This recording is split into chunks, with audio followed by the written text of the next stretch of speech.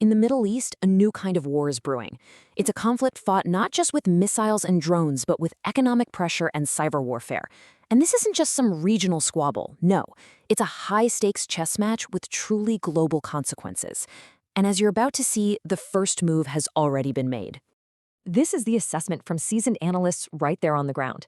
What started as a localized conflict now threatens to spiral into a much wider confrontation, pulling in regional powers and, of course, global interests.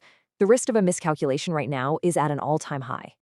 The first shot, well, it wasn't fired on a traditional battlefield. It was fired at the very heart of the global economy, the sprawling oil fields of Saudi Arabia. You have to understand, this wasn't just an attack on infrastructure. It was a direct challenge to the kingdom's power and a threat to the world's entire energy supply. Our intelligence confirms it. Multiple inbound projectiles, a coordinated assault targeting the absolute nerve center of the global energy supply. This was no random act. This was a calculated, strategic strike. So what was in the crosshairs? The massive Aramco facilities near Riyadh. We know at least 2 missiles found their mark, igniting these incredible infernos that turn the desert night into day. The message was sent, loud and clear, no target is safe. Now, an attack of this magnitude is never an isolated event. It's a move in a much larger geopolitical chess match, and it's one that immediately widens the scope of the conflict and raises the stakes for every single nation in the region. You know, the strategy here is about as old as warfare itself. You hit your enemy where it hurts the most. By crippling Saudi Arabia's oil production, the attackers are hoping to force them to the negotiating table. But this is a very dangerous game. Instead of backing down, the kingdom might just decide to double down, to escalate the conflict even further. Okay, and this is where the story gets really interesting.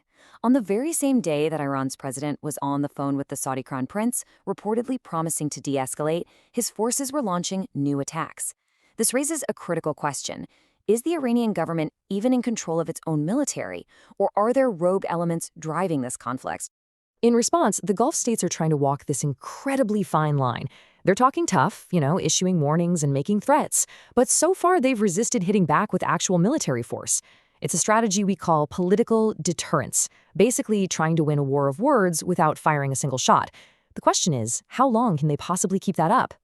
But, look, this conflict isn't just about military posturing. The real battle, the one that affects all of us, is being fought on the economic front lines. And believe me, the stakes couldn't be any higher. Think about this number for a second, 20%. 20% of the entire world's oil supply passes through one narrow waterway, the Strait of Hormuz.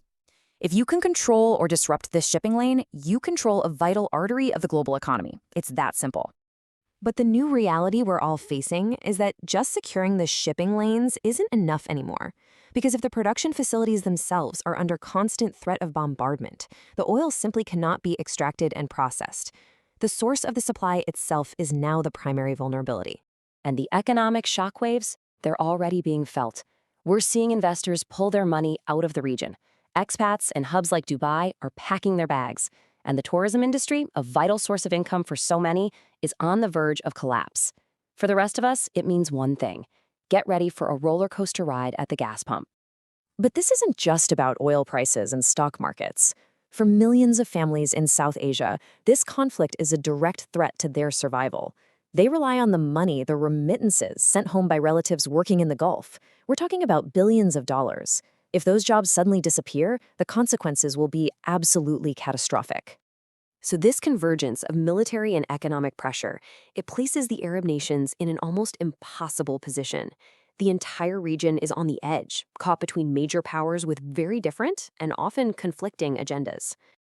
And this gets to the core of their strategic dilemma. Inaction is seen as weakness, basically an open invitation for more attacks. But taking action carries the terrifying risk of a catastrophic, all-out war.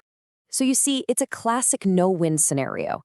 As the attacks on their economic interests or even their cities continue, pressure mounts, both at home and from abroad, to retaliate. But a military response risks being drawn into a devastating war that's not of their own making. It's a choice between two equally perilous paths.